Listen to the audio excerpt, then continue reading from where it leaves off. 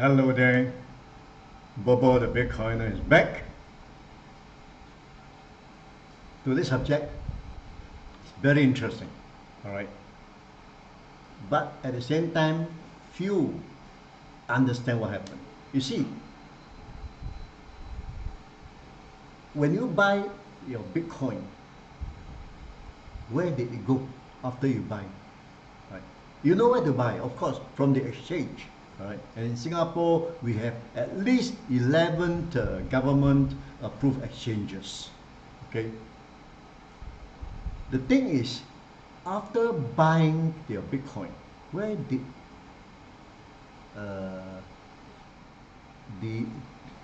where did it actually go? All right. The correct answer is everybody's Bitcoin, the whole world Bitcoin is in the blockchain or Bitcoin decentralized blockchain. It is registered and retained there, nowhere else. Okay. Someone asked me the question, what happens if Bitcoin blockchain is hacked? Very valid question. Okay. Actually, you will know the answer if you understand how Bitcoin ecosystem work.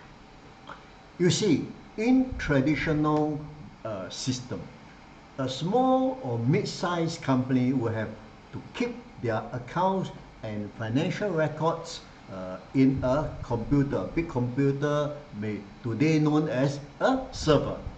All right.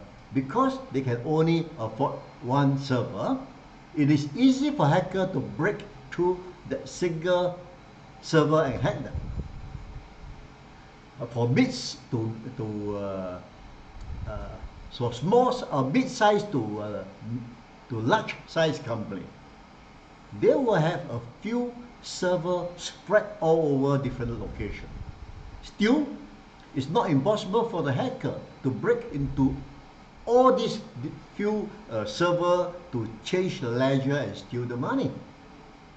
But for large international corporation, they may have their server spread across different country and different locations. And they will probably have 50 to 10 to 50 servers. Corporations like Apple, Amazon, Google, etc. may have maybe 100 to 1,000 servers all corners of the earth. And why do they need so many servers? You see, every server carries a ledger of the corporation's transaction record and financial history. If you have 100 servers, all 100 servers carry the same ledger. And in case one or more of the server got hacked, the corporation can rely on the unhacked ledger. And it's quite impossible to hack all 100 or thousands of servers all at once. Just a single unhacked server will be able to reinstate the correct ledger to all the affected servers. This is especially so in the case of so-called centralized server. Moreover, centralized servers are controlled by a single or small group of people. That's why it is enormously challenging to hack a big corporation, but not impossible. Nobody dare to claim their server can never be hacked. Even NASA, US Ministry of Defense, are known to be hacked before. Why? Because they are centralized. There is a single point of failure in those, in most cases, by the human. So although Bitcoin network ecosystem dare not claim to be unhackable, but after almost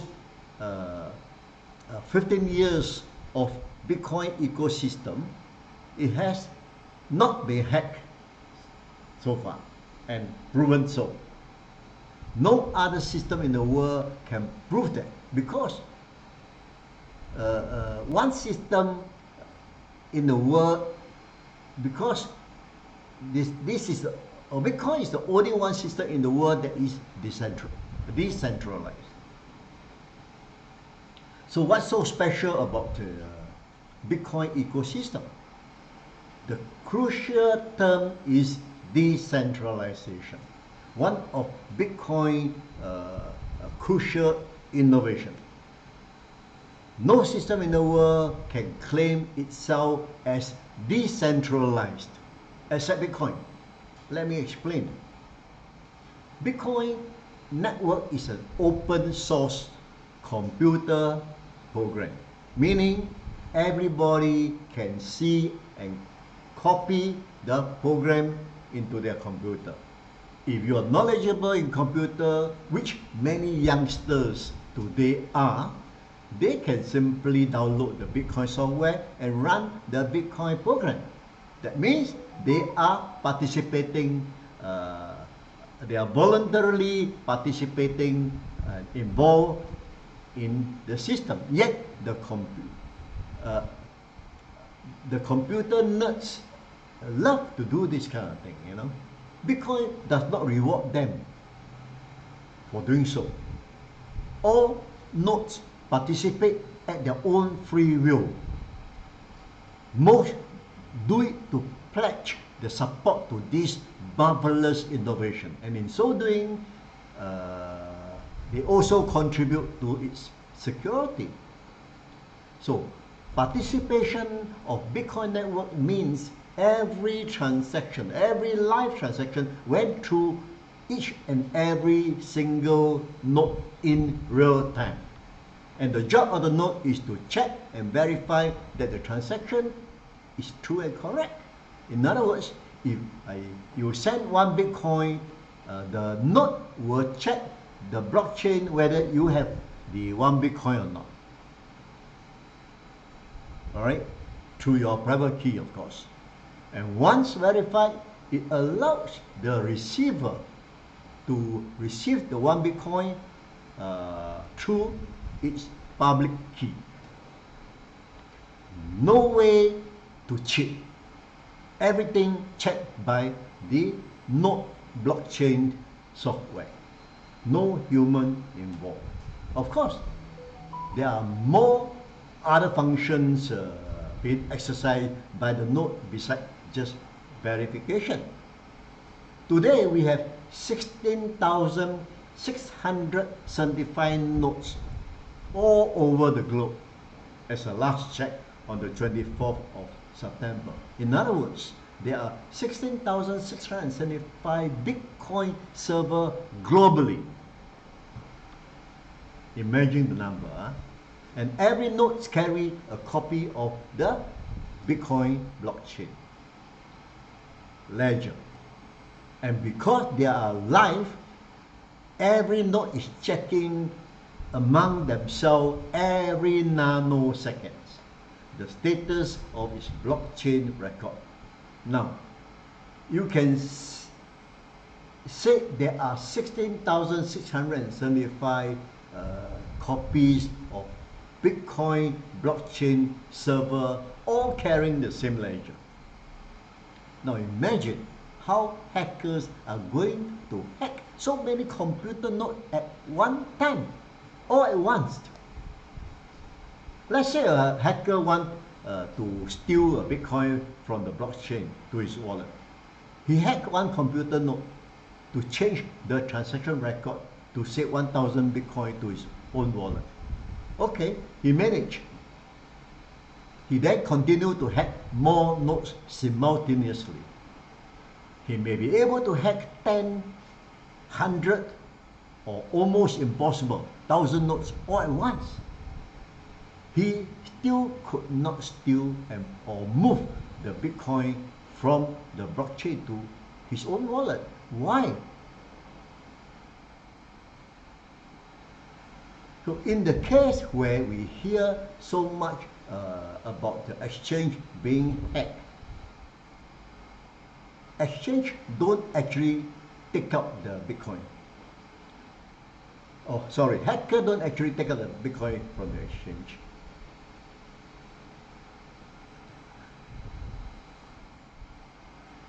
All they do is to move from the exchange wallet to his own wallet within the blockchain.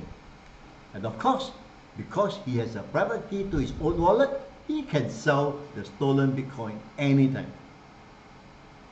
We next have to understand how Bitcoin network make decision. It's brilliantly easy by simple majority. So we see all the 16,675 nodes is nanosecond checking each other record. All they have to agree is if more than 50% of the ledger or the record show the same record, then that ledger record is true and correct. So just a simple example. If a hacker managed to hack more than 8,338 nodes to achieve the 50% plus majority at one go, then that hacking is successful. Okay, and don't forget, each node is checking each other nanosecond. How the heck are they going to do that? It's not only a gigantic task, it's next to impossible. Moreover, don't forget, the nodes does not know each other. So it can be in any corner of the earth. So you first got to search which computer is running the Bitcoin node, get its IP address, then attack that particular node in that location. Then move on to the next node or IP address. Smart hackers can always create a program to do the multiple tasks at the same time. But don't forget, miners are also nodes. They are running super fast computer using ASIC dedicated chips. With the nanosecond checking, hackers will not be able to catch up to achieve the majority consensus. Everybody knows Bitcoin blockchain is a big jackpot that all hackers are keen and interested to hack. But to date, nobody is successful. Now, back to the question of after buying Bitcoin, where did it go? Remember this, only the blockchain, Bitcoin blockchain is the custodian of the whole world's Bitcoin. If you have a private key, you can move your Bitcoin to another wallet. For example, you can sell your Bitcoin or transfer your Bitcoin to your friend or even to yourself. Your private key will allow you to do that, but then it's still all within the blockchain itself. Records are all there. It's just that it moved from one wallet to another wallet. So if you keep your Bitcoin at the exchange, you are not holding the private key. The exchange has all the right to move your Bitcoin, not you, because they have the private key. That's where the going is saying, not your key, not your Bitcoin. So after buying from the exchange, you may instruct the exchange to move to your own wallet. Then you have the private key. However, please note, when you move to another exchange of yours, you still don't have the private key. The second exchange owns the private key. So only when you move to your, let's say, website internet wallet, you may have the private key, but it's subject to hacking because it's an open website, connect the internet all the time. But if you move to your paper wallet,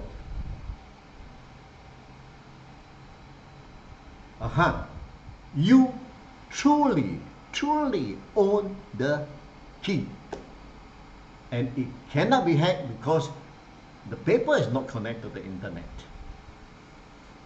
right? But it allows you to move your Bitcoin to another wallet within the blockchain. And if you use a hardware cold storage wallet like Trezor or Nano Ledger, you actually do not hold the private key. Remember this. Instead, you hold the password or the 24 seed words, which act as your master private key. Hardware wallet companies like Trezor or Ledger do not hold your password or private key at all. They only design the device, the highly secure hack-proof device, for you to record your historical crypto asset transactions. That's all. They don't keep your password. They don't keep your 24 seed words. Neither do they keep your Bitcoin. All right. The device acts as a master key or master private key that allows you to move your Bitcoin in the blockchain to another wallet of yours or others in the blockchain. Clear? I hope this explains now where are all your Bitcoin.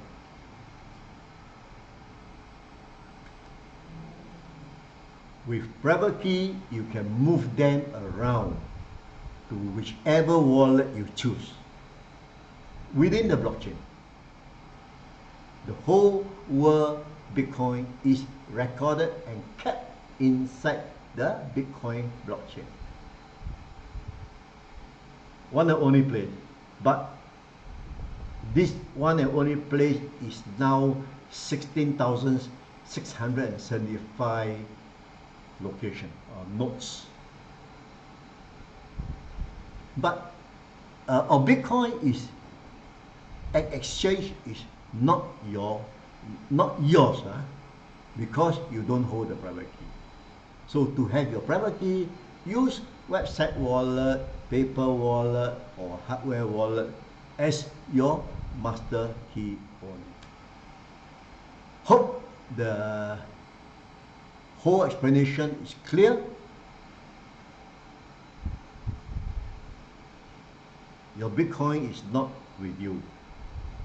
Everybody's Bitcoin in the whole world is all in the blockchain. Okay? Thank you for watching.